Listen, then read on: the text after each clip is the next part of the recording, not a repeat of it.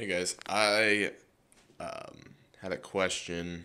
Someone can help me out. I have iPod fourth generation. The home button does not work, so I cannot jailbreak it at all. Power button does up there, and the guy that I know, he put a little button thing right there for home, you know, but I can't hold it down all the time to jailbreak it because there's a menu. And see if someone could help me out figuring this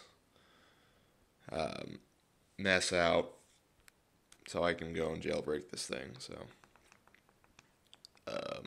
just go send me some steps or something like that, or a video. That'd be great. Thanks.